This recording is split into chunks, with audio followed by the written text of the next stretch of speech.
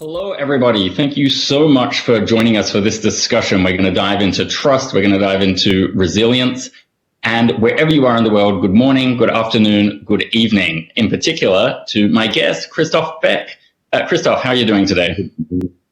Good morning. Great to see you, Ryan.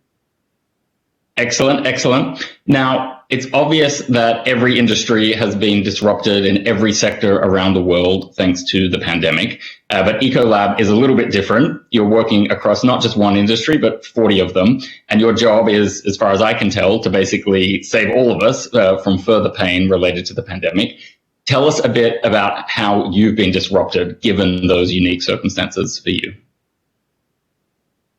Yeah, great question, Ryan. We didn't plan for that like anybody else, obviously, for 2020. I remember, just a year ago, we were working on our plans for 2020 as any good company out there, trying to foresee everything that could happen, all the options, all the scenario, thinking about how we can capture more market share, how we can serve our customers better.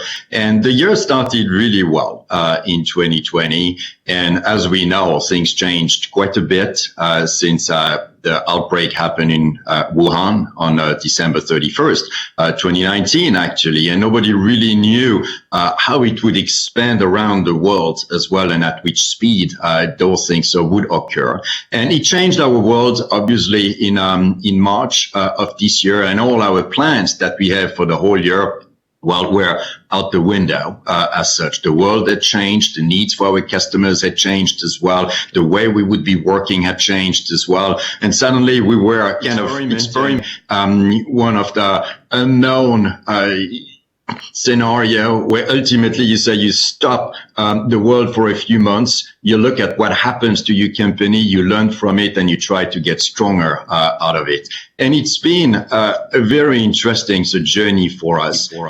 When we looked at what happened, early March, coming out of China, where we have a large presence, obviously we could learn over there how to understand what our customers would be needing and what it would mean for regions like the US or Europe as such as well. We stepped back and we've said, what we need to do first is really to protect our people. And that was the first priority that we had, making sure that no one would get sick. And we've done a great job at that as well. We've had very little impact out of the 50,000 people that we have in the organization in 172 countries.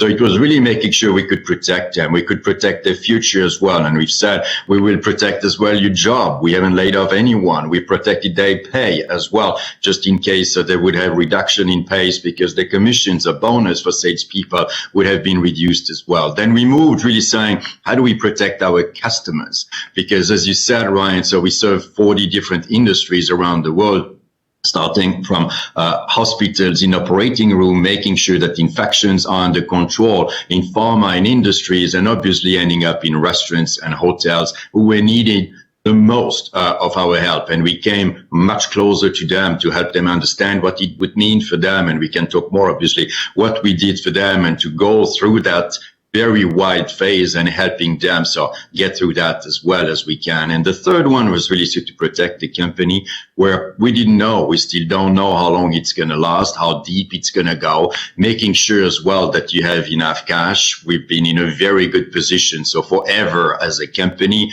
very cash rich, great cash flow as well, a very solid and resilient business model as well. So we really kept in mind what we could control and making sure that we were going through that with the eyes wide open. So ultimately, the company did quite well. 80% of the company did extremely well and 20% did extremely bad. The restaurants and hotels that we support went almost down 80% ultimately, which brought the company in slight minus in the second quarter, but now recovering quarter after quarter and hopefully getting to a better place in the quarters to come. Mm-hmm. It's all of those don't know factors that really jump out in your answer there, where it just feels like we knew so little about this in the beginning that we reverted to this fearful mode. People didn't trust all the things they had taken granted for that they had taken for granted in their daily life. What are you doing to rebuild trust and confidence? I feel like if we're going to get back to a normal way of operating in the economy, people are going to need to see and feel more confident in all those things they used to take for granted. Yeah, totally. It's been important for us to keep those three stakeholders so clearly in mind. So our people first, because if our people are not confident in their daily life and in their future, we will have a problem, because nothing can happen if the team is not so really up to the task. We have 25,000 people in sales and service for us in 172 countries. Those people, were and are essential workers today, so serving 3 million customers around the world every single day. Those ones need to be so with the right level of confidence. And that's why, we've communicated with them as well very openly and saying, we don't know more than you do. Obviously, there's a lot of opinions out there. There's a lot of people with scenarios and how quick the virus is going to go away, or the vaccine is going to come, or the summer is going to kill the virus. I mean, all those theories that were happening, we said, okay, that we don't know. So what we've done is that we've provided our team with a framework to think through it. And we said, we can't control the timing of the virus, but we can control basically the framework we go through it. And we've created 4 phases, which the first one I just expressed a bit before, which was this response phase. And we said, hey, the next one, once we know we have most of what we can control under control, we will move to the rethink phase. Which was an unusual phase for us, but that was core for us in order to rebuild confidence within our teams as well, to serve our customers and say, let's think what's right for the future. And then was the retool phase, which we actually in, and the reignite, as we called it, as the 4th phase. And that was providing a framework. And the second was really to provide confidence to our customers. And the ones that were most impacted, especially in the travel industry, the hotels, the restaurants, they didn't know what were happening to them. Obviously, we have almost 2,000 people in R&D, so in research and development, so over thousands of PhD as well, which we put at disposition of our customers to help them understand what it means for them. How do they get into that pandemic? How can they survive through it as well as they can? And we really drove it with the mind or the mindset in place for us that people will remember how we behaved, how we dealt with them during tough times. And that's why we've also helped many of our customers financially as well during those times, making sure that we could help them go through that as well over time, and that longer term we can have an even stronger partnership. And last but not least was really getting our shareholders as well in a place where they know, hey, we will have positive cash flow all along as well. So it's really kind of answering that question, are you going to make it? And we wanted to say clearly yes. We want to say that for our shareholder, that needed to be true for our customers, that they could make it as well for the most part, and that our teams as well could make it. That was the best we could do to provide confidence that we're going to make it as well as a team.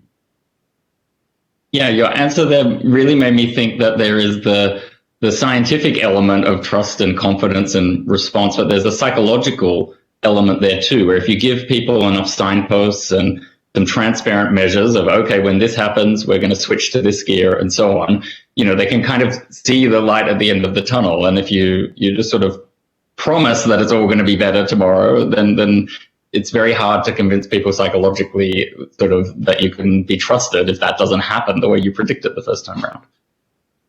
Absolutely. It was, they know, our teams and our customers, our shareholders, that we don't know more than they do, but we can deal, basically with, the daily events or weekly events. That's a bit the way we look at the world in here. And transparency, honestly, authenticity, was really key in here. And clearly saying when we didn't know, we said, we don't know.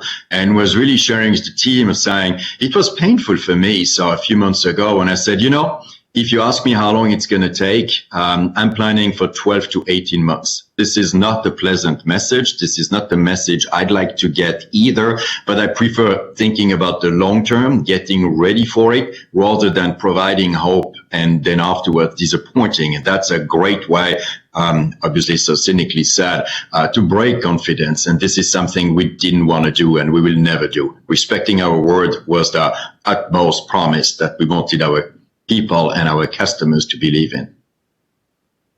Mm-hmm. And how much of a skills and training component is there for all of your staff? You know, you're obviously providing particular products and services, but is there a new level and a new skill set that has to be brought to the table by your teams? Yeah, absolutely, because people are trained. So in our company on a continuous basis, this is true in class training, but this is a little bit the old way of doing it. Now it's mostly done so digitally as well. We have a company, Lobster Inc. So that's part of our team that's providing so training services for our customers. For instance, where you have small apps that are providing training for our hotel employees, for instance, as well of our customers.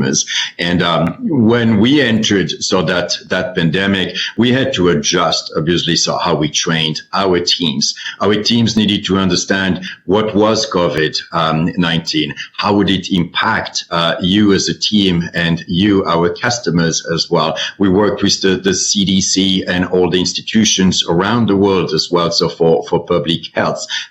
We've done webinars as well, so for all our customers that have been attended by thousands of customers and their employees as well around the world. First and foremost, trying to really understand what was it. When we remember a few months ago, nobody had heard about COVID-19, the coronavirus. What is it? How can we deal with it? Plus, there was a lot of misleading or confusing information, obviously, that was out there talking about the mask, for instance. Is it useful, not useful? Everybody should use it. What's the kind of mask? And then afterwards saying, no, mask is bad. That was really hard. And that's why we had to train our people to say, this is what science is saying. This is what you should be doing. And we've been working with the hotels associations, the National Restaurant Association as well, in the US to really, and the same in Europe and around the world to really help them not only understand what it is, but set new standards on how to manage a hotel and a restaurant. What were the programs that they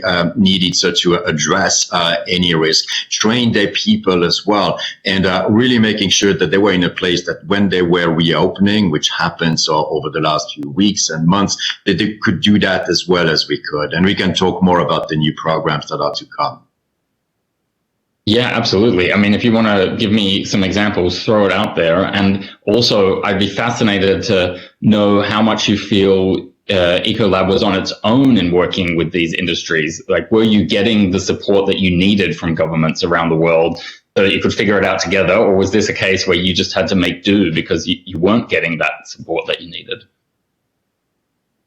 Yeah, two great questions. So we've been 97 years in business now as a company. So we've been working with the FDA, CDC, EPA of that world. So for a very long time, we train our people. So within their own four walls, we have them coming to us as well. So to learn from our science, our expertise, what we're seeing as well around the world. We develop products and protocols as well together as well. That was happening decades before COVID-19 happened. And we've leveraged, obviously, those relationships in a positive way to help the public get public health under control during H1N1, during SARS, during MERS as well. So over the past few years, so a lot of experience that we've had here. So I've personally been extremely pleased with the relationship that we've had with the most critical institutions in the most advanced economies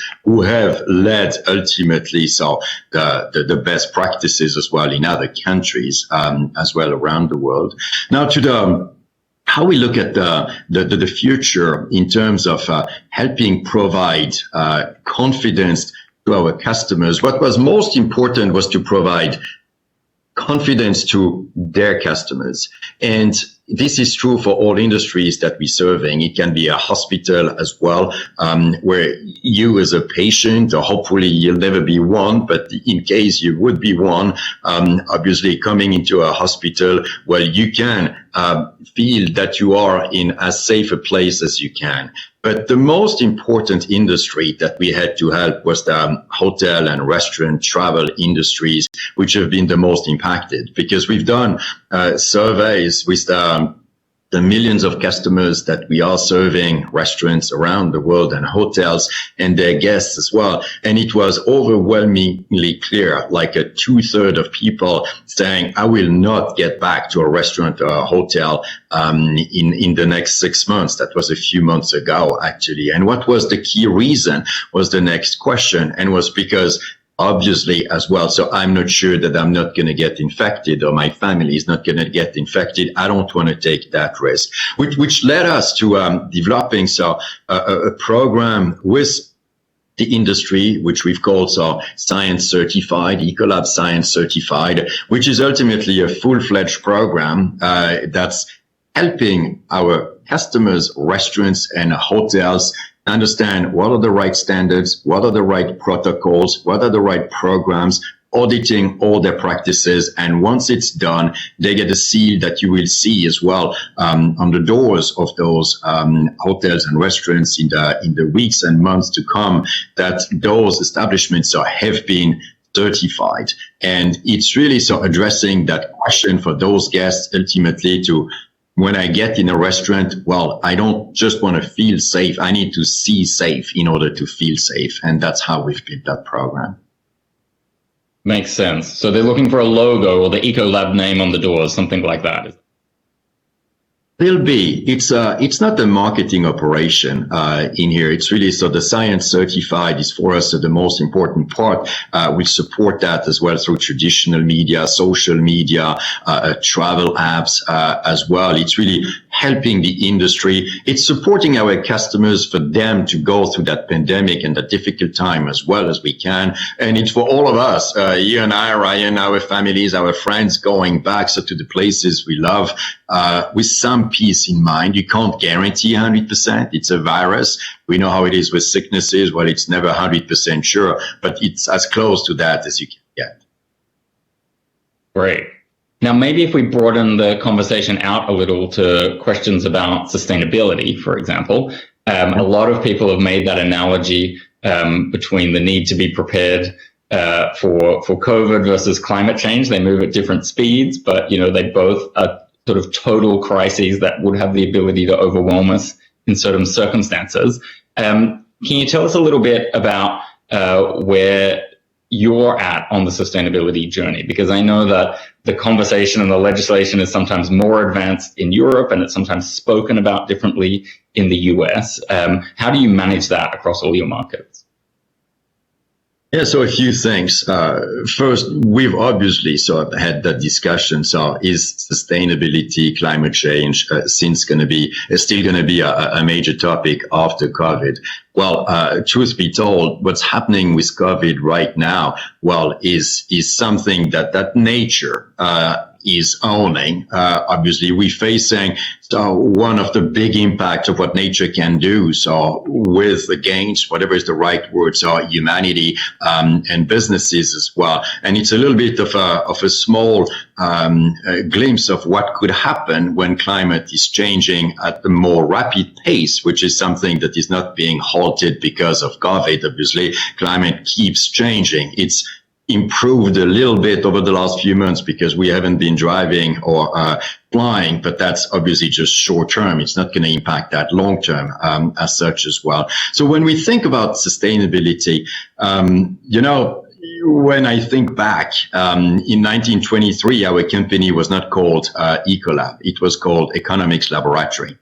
And the whole idea back then was basically to help customers. Those were hotels and restaurants, helping clean carpets and dishes in a way that was cheaper and better by using less natural resources like water, energy, and generating less waste. It was driven by economics by then in 1923. No one was talking about sustainability back then. I don't know even if that word was existing right in 1923. And when we fast forward towards the end of the past century, obviously sustainability became something very present in every people's mind around the planet, and especially so businesses. And when we moved our name or changed our name in the 90s so towards Ecolab, that was not with that in mind. That came so in a different sequence ultimately, but it's a very good sign ultimately of showing that sustainability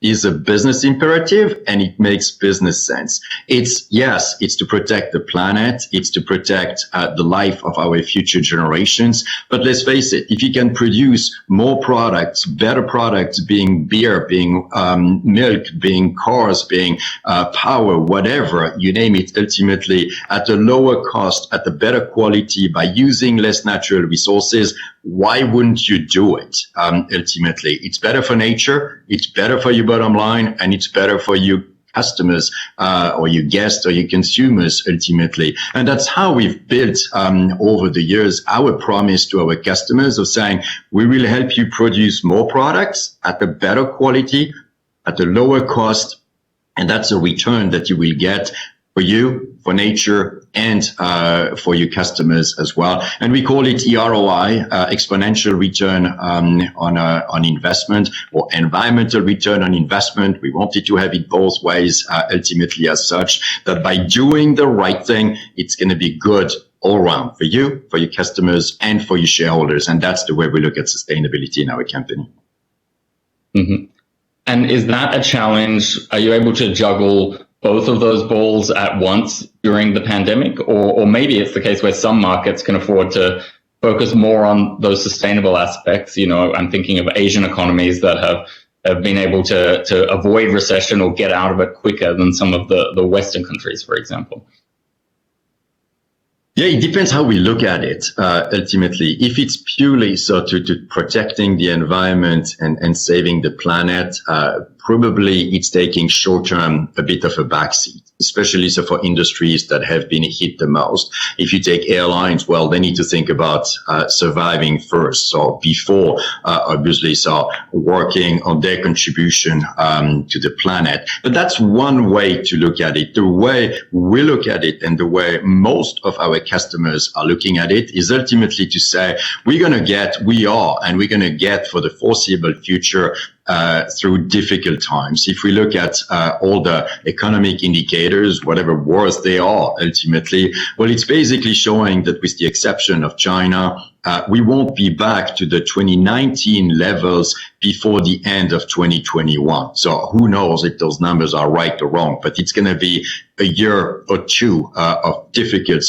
economic hardship that we'll have to go through. So what does it mean? So for our customers, for our 3 million of customers out there, well, they need to be able to make the same amount of money as before or more ultimately with less business. What does it mean? Well, they need to have more efficient operations, and it's the way we help approaching the promise for them and saying, if you take a consumer good company that producing beer or milk, we help produce a third of the world food on the planet today, or 40% of the milk, to take just a few facts in here. Well, we have a lot of expertise on how we can help them produce those products at the right quality at the lower cost. This is a financial imperative during that time that, interestingly enough, they get there, Ryan, because they use less water, they use less energy, they create less waste, they need less labor for it. This is a good financial proposition for them that leads to a good sustainable proposition as well.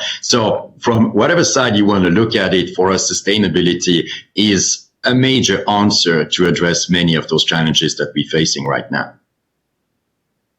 Absolutely. I couldn't agree more. I think we've got time for one last question. So maybe I'll throw in one on a personal reflection. Knowing what you know now, what's something you wish you'd done at the beginning of this crisis, or that you're committed to do going forward, so that you stay resilient and keep Ecolab in good form? This is a great question. There's a bunch of things. Obviously, what I've learned as well, so during that time, I've been staying home. So most of the time, like most of us, Ryan, is that time with the family, has been a total blessing. It was not always easy, especially so for them when I was suddenly so at home, 24/7, when I used to be traveling for the last 25 years all around the world and being here a few days a month. Well, it was not obvious the first few days or weeks, but ultimately we've become much, much closer.